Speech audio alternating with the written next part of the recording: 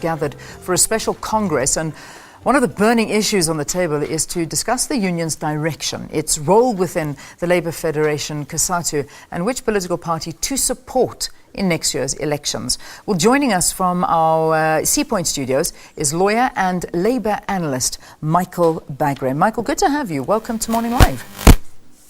Hi, thank you. Thank you ever so much. Michael, it appears that everybody's anticipating a split. Remind us, how did we get here? What's happened? Well, it is a bit of a long story, but this is groundbreaking news. It's absolutely vital that we in South Africa understand what is going on. Obviously, the first splits that we as the public saw was that Mr. Vavi was possibly set up or picked on, or in fact suspended properly. We don't know yet. That's still for the courts to decide.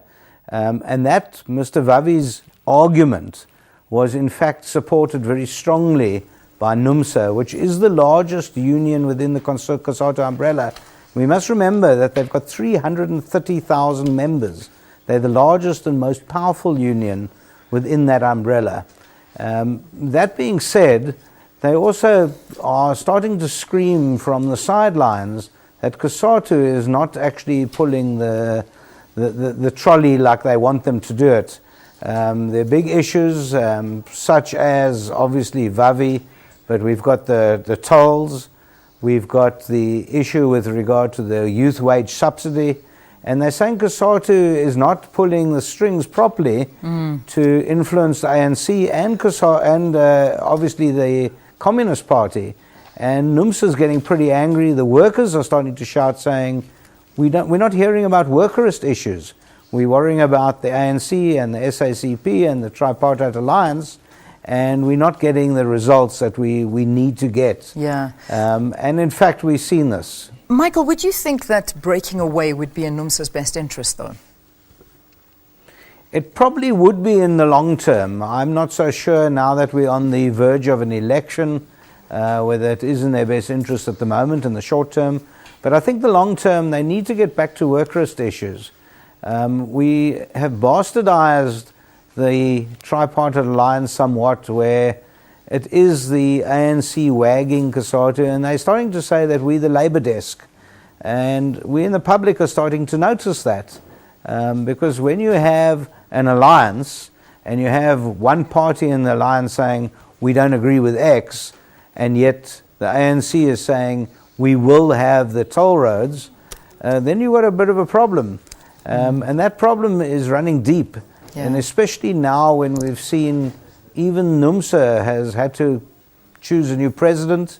And this new president, Chirwa, is coming out strong. He's fighting strong. And he's saying, let's get back to what we believe in. Yeah. Let's not worry about what others are believing in. And I think he might be right because of the fallout we saw with AMCU, for instance, in Num, where in fact Num is almost brought to its knees because of AMCU fallout and people running off to join them. Numsa doesn't want, they don't want to fall out like that. Do you think, Michael, sorry, we run out of time, but I just to end off the interview, talking about the fact that, there is speculation that they may form their own Labour Party. Is this possible? Could we see this happening in the short term? No, I don't think in the short term. I think we're too close to an election, but we will see it. We will see a Labour Party in due course. Are they big enough for this?